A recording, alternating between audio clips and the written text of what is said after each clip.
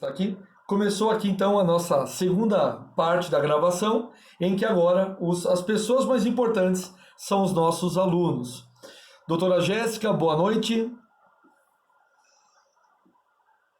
Boa noite, professor, tudo bem? Tudo jóia. Eu estou te ouvindo bem, estou te vendo, isso bacana, legal, enquanto outras pessoas estão chegando. Qual o assunto, Jéssica, que você separou para nós, para que a gente pudesse conversar hoje? Eu separei sobre o acidente de trabalho, né? Opa, legal, legal. O que acontece, né, quando você tem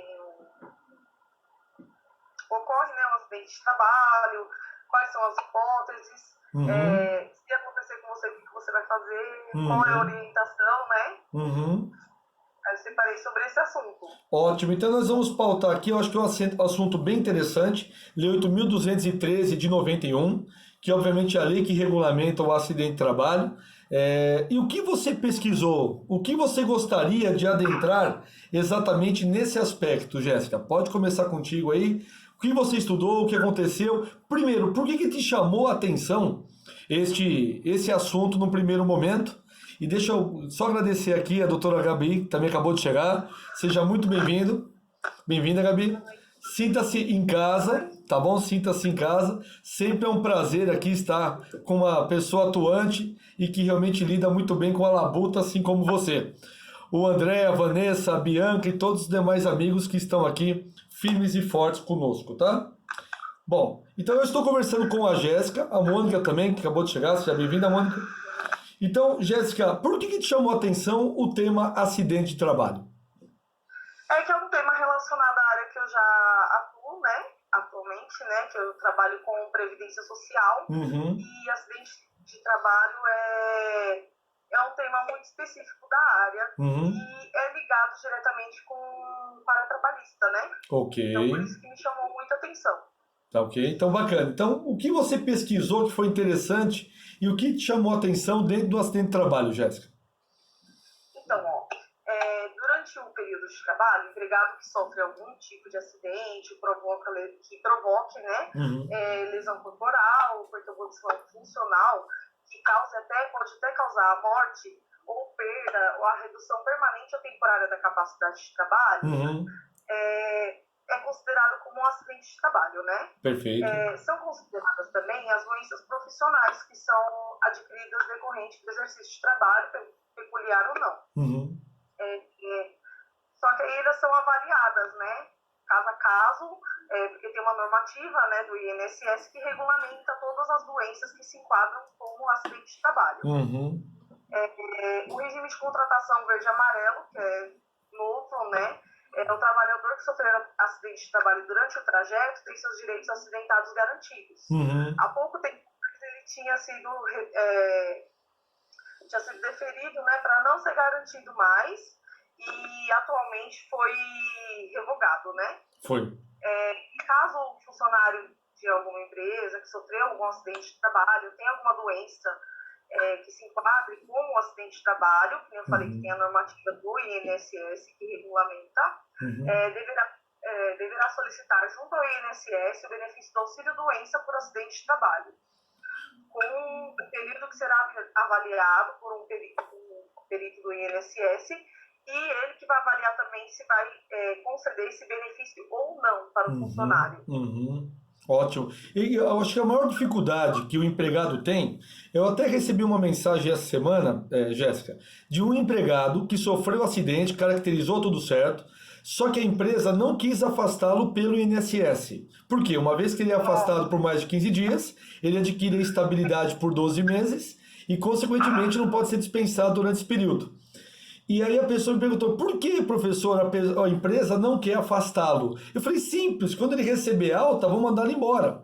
Você já vivenciou Sim. alguma coisa nesse sentido? Então, eu já vi um caso. Eu tenho até um caso lá no sindicato que eu trabalho no Sincomércio ABC, não sei se alguém conhece. Sim, sim. E lá eu tenho um caso de um empresário que ele sofreu um acidente dentro da empresa, junto Uhum, com os colegas de trabalho dele. uhum, Ele viu todos os amigos dele de trabalho falecer porque estourou uma caldeira perfeito. e os que ficaram doentes, que ele ficou com uma depressão muito profunda, é, aí desencadeou bipolaridade, várias outras doenças assim, mentais. Uhum. Aí ele foi afastado pelo auxílio-doença e, em seguida, deferiram para ele a aposentadoria por invalidez. Uhum. Hoje, o quadro atual dele não é muito bom. Uhum. Ele ainda está doente, está internado, encontra-se internado Uhum. por conta dessas doenças mentais que ele tem, né? Uhum. E o INSS, nesse pente fino que teve, tirou o benefício da aposentadoria por invalidez. Uhum. E outra empresa não quer reconhecer ele como funcionário porque ele estava aposentado por invalidez. Entendi. E na carteira de trabalho dele não deram baixa, nem nada, então o contrato dele só está suspenso. Uhum. Então, as empresas dificultam muito, né, nessa Uhum. parte, porque eles não querem fazer acordo com ele, não querem dar assistência e nem nada. Então é muito ruim mesmo para o funcionário. Entendi. Porque o que eu vejo de um modo geral é exatamente as empresas que primeiro afastam o empregado por auxílio doença e não por acidente de trabalho. Então, por quê? Para não caracterizar nenhum tipo de estabilidade, e sabemos que o afastamento por auxílio doença não precisa ter o pagamento do FGTS, diferentemente do acidente de trabalho, que é imprescindível. E outro detalhe que é importante, que está na súmula 278, ela determina exatamente o que para nós? Que cabe hoje estabilidade por acidente de trabalho, mesmo para contrato de trabalho por prazo determinado. Então, se a pessoa hoje é contratada por um mês, uma semana, 6 meses, um contrato temporário, e venha a sofrer um acidente, ela não pode ser dispensada se ela ficar afastada por mais de 15 dias. E Jéssica e turma que está chegando, eu quero colocar lenha na fogueira aqui. Essas pessoas, eu quero saber sua opinião, Gé, e quero saber a opinião dos amigos também. A pessoa que hoje foi acometida pelo Covid-19, pelo coronavírus, e ela fica afastada, por exemplo, por 10 dias. Um exemplo típico aqui. A observação trabalha no hospital ou não trabalha no hospital, mas está sendo obrigado a ir trabalhar. E nós sabemos que algumas pessoas, elas estão tendo algumas sequelas do coronavírus. Ela recebe alta, mas tem que fazer fisioterapia, tem que fazer um tratamento de antibiótico, a coisa está pegando. Aí eu jogo para vocês agora a peteca. Isso é acidente de trabalho? É acidente de trabalho. Gabi, quer falar? Pode falar, Gabi. Eu também reconheço como acidente de trabalho. É acidente de trabalho. Você teve uma decisão. Exatamente, uma decisão recente, na verdade. Eu não me recordo de todas reconhecendo como acidente de trabalho. Né? Quem for acometido aí pelo Covid, é assim que é caracterizado. E olha que situação interessante que eles estão passando para a gente, pessoal, porque exatamente nós estamos vivendo um momento de mudança, que até então nós não sabemos o que está acontecendo, e muitas vezes a pessoa não tem correlação na área de saúde, mas mesmo assim, na opinião de vocês, é considerado como acidente de trabalho. Sim. Fato. Pegou no ônibus, pegou, por exemplo, no trajeto, um abraço. Acidente de trabalho. Pessoal, realmente concordo com vocês, meninas. Realmente vocês estão aqui top de linha. E se a pessoa for dispensada, cabe reclamação trabalhista com pedido de tutela provisória de urgência, artigo 301 do CPC. Pede a manutenção do contrato de trabalho e principalmente a manutenção do convênio médico, se porventura tiver. Mas o objetivo principal é a manutenção do referido contrato de trabalho. Se isso não há a menor dúvida. Outra coisa também, pessoal, que o pessoal está falando muito nessa época de acidente de trabalho, e época de pandemia, são várias ondas que nós estamos vivendo, né? Onda de contágio, eu não sei quantas pessoas hoje foram, infelizmente, falecidas em virtude do coronavírus, mas eu acredito que o número está aumentando. Então não chegamos ainda no famoso pico, que eles estão falando desde março que vai chegar no pico, né? E não chegamos. Onde eu quero chegar com vocês? Nós vamos ter, gente, a onda que eu não sei mais que número que é essa onda, se é a terceira, a quarta ou a quinta, em que nós vamos ter muitos afastamentos dos empregados em virtude de dano psicológico, em virtude dessa situação que todos estamos vivendo. E aí, vocês têm alguma coisa a dizer sobre isso? Eu acho que o dano psicológico também é bem complicado, né? Que nem o caso do meu cliente lá do sindicato, para ele, desde 92 ele está com esses problemas psicológicos por conta de um problema no trabalho. Ok. Então, é complicado. A gente está numa situação bem difícil, né? Que vários conhecidos nossos estão falecendo ou estão ficando doentes por conta da Covid-19 e fica fora das nossas mãos, né? De poder ajudar, que a gente não pode visitar, não pode visitar no hospital também. É bem complicado. Mas onde eu quero chegar, Jéssica, é um pouquinho mais profundo. Por exemplo, as pessoas que hoje estão em casa. Por exemplo, nós professores não temos esse problema. Se a gente acontecer alguma coisa, a gente vai morrer de tanto trabalhar, porque professor nunca trabalhou tanto quanto agora. Então, para nós não tem problema. Mas tem muitas pessoas que estão em casa, muitos recebendo benefício assistencial do governo, emergencial, mas essas pessoas, elas têm até esses R$ 600, que por incrível que pareça, pode ajudar em alguma coisa, mas a pessoa tem que se sentir útil. Então tem muitas pessoas que estão em casa e não estão se sentindo mais útil. Isso que pega bastante. Então o efeito psicológico disso é o que, a meu ver, vai ser a grande quantidade de afastamentos pelo INSS. Aí eu volto a pergunta para vocês. Essa tem trabalho? Eu volto para a empresa hoje e volto totalmente pilhado, com dano O empregador tem o psicológico. dever de indenizar o empregado. Se ele tiver algum dano psicológico que foi causado pelo trabalho, no período laboral, né? Trabalho. Eu estou trabalhando na minha casa e fico, Jesse, totalmente sem pé, sem chão. Vamos dizer assim, sem pé nem cabeça, sem chão. E eu volto para o trabalho totalmente pilhado. Então, na sua opinião, isso pode caracterizar também como acidente de trabalho por dano psicológico? Pensando por esse lado, eu acredito que pode sim. Você vê? Gabi, eu vi que você deu uma mexida aí. Vamos lá. Quer falar alguma coisa, Gabi? O que você falou? Jéssica? Mas o empregado ele pode entrar com uma reclamação trabalhista pedindo indenização. Uma Pode. reclamação indenizatória. Pode. No caso, Jesse, o que nós temos do dano é o chamado o dano existencial que as pessoas tanto passam. São aquelas situações que as pessoas trabalham 24 horas por dia. Como é que é trabalhar 24 horas por dia? Ninguém consegue trabalhar 24 horas por dia, pessoal. A pessoa se sente sobrecarregada. Mas, exatamente. Ou seja, ela não deixa...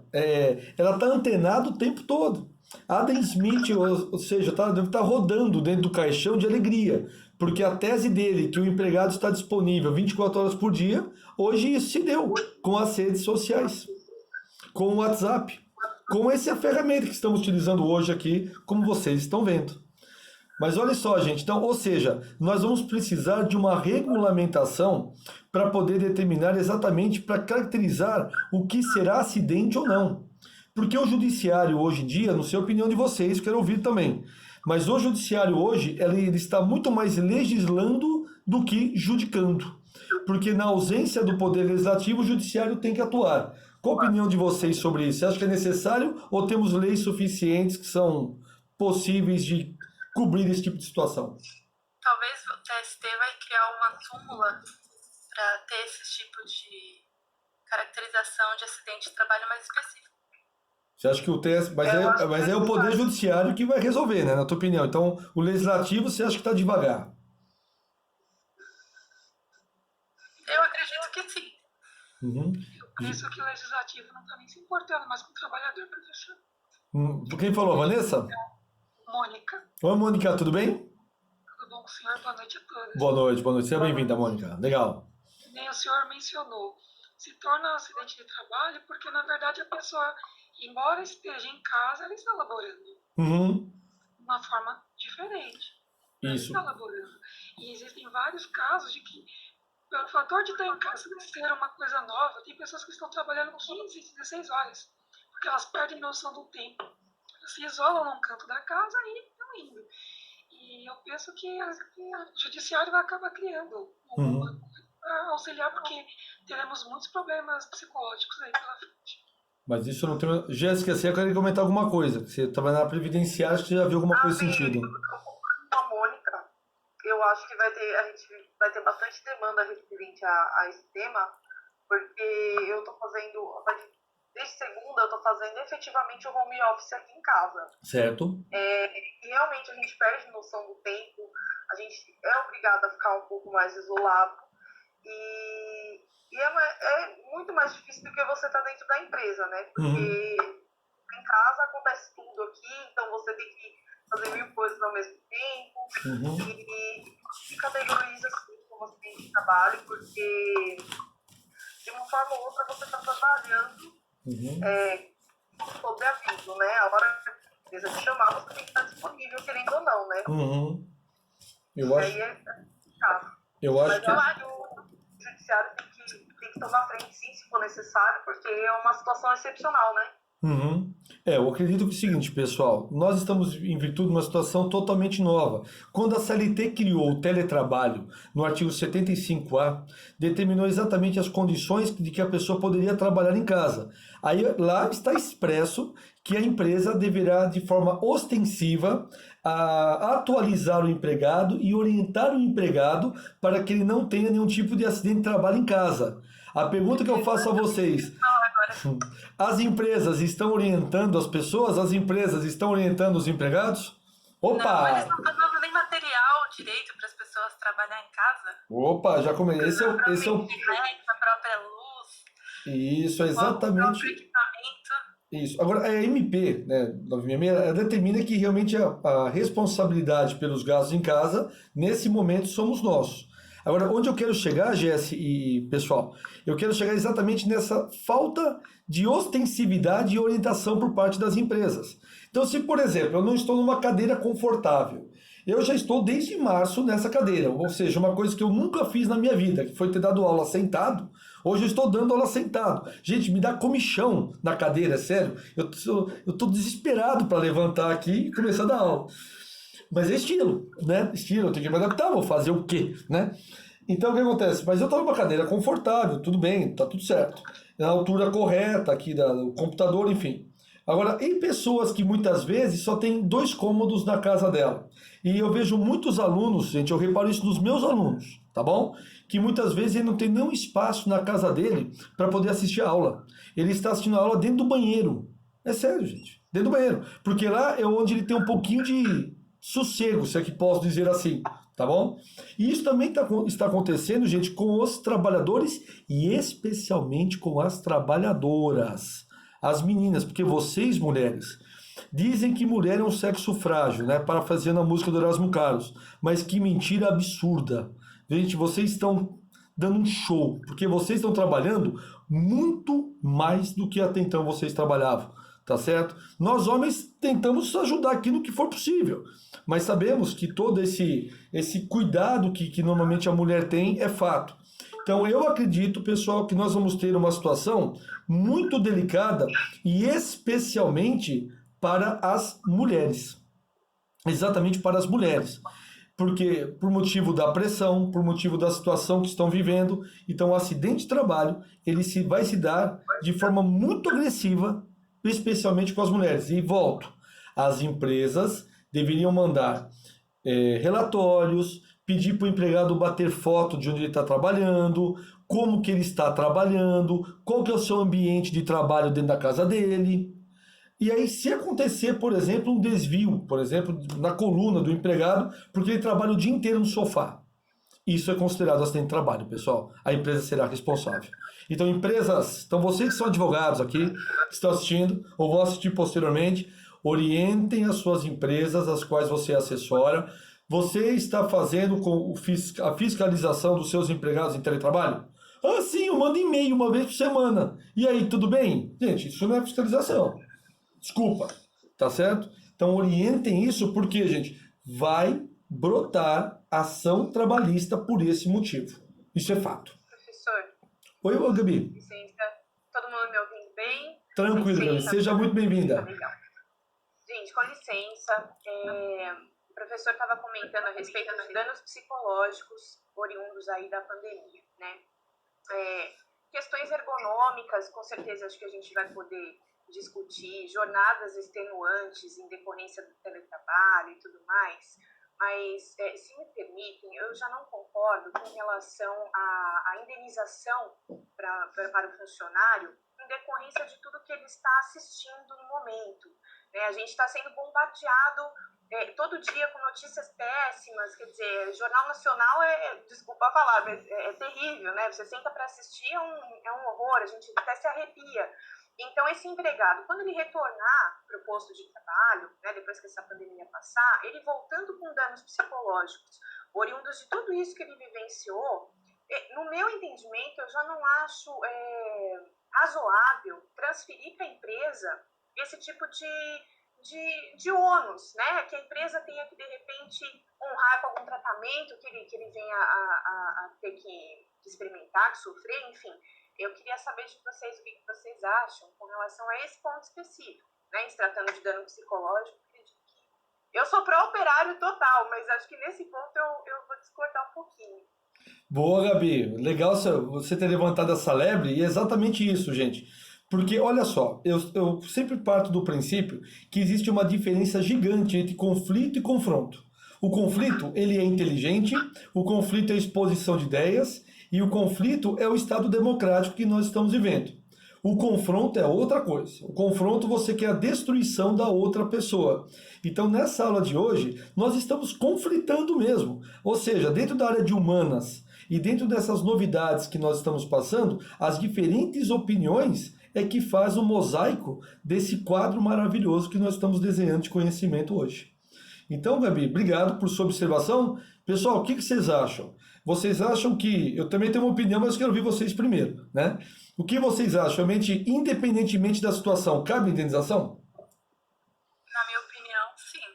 Cabe indenização, o empregador tem que se responsabilizar, sim. Afinal de contas, tanto o empregador quanto o empregado, eles dependem um do outro.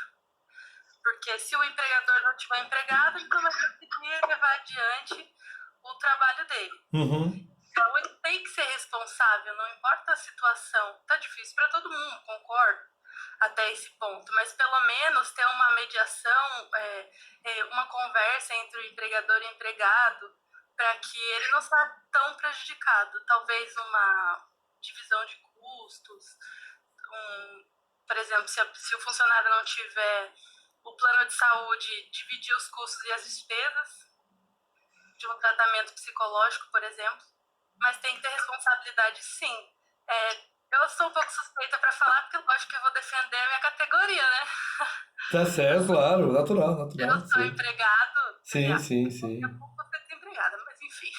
Fica tranquila, mas boa observação, claro, boa. Eu vou defender, né, a minha categoria, porque é o lado mais fraco da corda e é o que mais precisa. Então, nesse momento, tem que ter um apoio, tanto do empregador quanto do empregado, para que a atividade seja a melhor possível e que não tenha nenhum tipo de dano para nenhuma das partes, né? Que bacana. Alguém quer falar mais alguma coisa a respeito disso, pessoal? Eu concordo com a Jéssica e com a Gabi. Uhum. Porque, de certa forma, a empresa ela ficar com o ônus do abalo psicológico devido à situação atual, seria assim, poderíamos alegar que seria demais. Por outro lado, ela esqueceu que o empregador tem uma condição que ele necessita para cumprir com a função dele em relação à empresa. Melhorou seu som agora, Mônica, agora tá legal. Vamos lá, pode continuar. Voltou. E, por exemplo, como o senhor falou, de repente está trabalhando sentado no sofá. Tudo isso é abalo psicológico, não só as informações da televisão. Olha só que interessante. A informação do que está acontecendo. Então, na verdade, não querendo passar o ônus para a empresa, mas é como a Jessi falou, tem que ter uma divisão nesse ônus, porque o lado mais frágil acaba sendo operado, não tem jeito. Olha só que interessante que vocês me falaram, e eu quero agradecer, gente, só vou fechar aqui teu microfone, alguém tá chiando aí, agora parou. Normalmente essa discussão é totalmente natural numa sala de audiência. Nós vemos de um lado exatamente uma opinião e do outro lado uma opinião totalmente contrária. Gente, isso vai acontecer, sempre aconteceu, das audiências que eu participei de acidente de trabalho, sempre rolou isso é fato, sem dúvida. E numa situação dessa, o que será determinante? A perícia. se exatamente, essa é a minha resposta, é a perícia. Não sou eu, não é você, não somos especialistas, queridos. Se aquele abalo psicológico realmente ele foi oriundo de um trabalho, bingo, indenização, acabou. E se não foi oriundo de um trabalho, se realmente foi uma pessoa que assistiu o dia inteiro da Atena, gente, ninguém é obrigado a assistir o da Atena. Deus me livre de assistir o da Atena. Mas ninguém é obrigado a assistir o da Atena. Mas se você assistiu o da Atena, você não vai nem no portão da tua casa. Entende? Então, o que acontece? Numa situação como essa, e eu adorei a posição de vocês, adorei, mas numa audiência, se acontecesse isso, excelência, estamos diante de um conflito em que não chegamos aqui ao consenso, necessita de uma perícia médica para determinar se esse dano é caracterizado como trabalho ou não. Então essa é a solução. Aí eu tenho uma pergunta para o senhor. Pergunta, já. Como que essa perícia deve suceder? Por quê? O empregado que ele está subestimado a trabalhar em casa, ele vai trabalhar conforme as condições que ele tem. É como o senhor disse. Às vezes o empregado ele tem uma casa de 2 cômodos. Ele não vai ter as mesmas condições de trabalho como na empresa. Perfeito. Como será feita essa perícia? Olha só. Como que o perito vai chegar a esse parecer? Isso. Eles devem ter técnicas, Jess. O médico tem técnicas para poder apurar exatamente se a essência daquele dano se deu oriundo do quê? Foi mais fruto do trabalho ou mais fruto pessoal?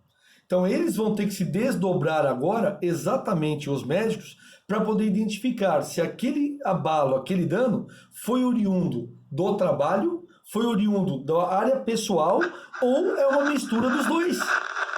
Então é exatamente em cima disso. Tem algum microfone que está chiando aí, pessoal. Se puder deixar no mute, eu agradeço. Vamos lá. Deixa eu só deixar no mute aqui, galera. Pronto. Então, meus caros amigos, os médicos agora, eles mesmos, Jesse, e todos que estão aqui, estão em virtude de uma situação totalmente nova, totalmente distinta. Eles não sabem como lidar, mas eu vou pegar a experiência que nós temos de outras audiências. É exatamente colocar na balança aquilo que acarretou o maior prejuízo a ele. Posso contar uma história engraçada, super rápida, e eu já fecho o tema, se tem trabalho, a gente vai para o segundo. Era uma aluna nossa, uma aluna jovem, bonita, 22, 23 anos, né? Muito bacana, trabalhava na TAM. Bom, em suma, ela nos procurou porque realmente ela estava tam-tam, entendeu? Então, trabalhava na TAM, ela ficou tam-tam. Foi na perícia e realmente ela estava com um abalo psicológico muito grande, pessoal. Conheci o pai, conheci a mãe, enfim, tranquilo. E detalhe, meus caros, ela me foi na perícia. Levou quem? A mãe. Gente, nunca se leva a mãe numa perícia. E aí, o que o médico falou para a mãe? Quando a sua filha era criança, ela caiu alguma vez? Gente, que criança que nunca caiu? Tá certo, senhores? Sim, doutor, quando ela tinha 10 anos, ela caiu de bicicleta e teve um galo gigantesco na cabeça. Bom, qual foi o lado pericial? Que ela era louca por essa queda da bicicleta. Gente, ou seja, eu fiz e aconteci. Gente, se fosse por isso, eu tenho que ser internado agora. Porque eu caí de tudo que você possa imaginar da vida, entende? Eu estou vivo porque realmente Deus existe. Então, meus caros, eu quero que você entenda uma situação como essa. A gente fica na mão do perito, é extremamente complexo, sem dúvida nenhuma, mas isso é fato. Gente, o nosso primeiro bate-papo deu 28 minutos e exatamente é o tempo, né, que comporta aqui a gravação, no primeiro momento, de 30 minutos. Então nós encerramos aqui acidente de trabalho. Alguém quer fazer uma observação em 30 segundos? Tranquilo? E eu vou partir para o segundo ponto, tudo bem? Então, pera lá.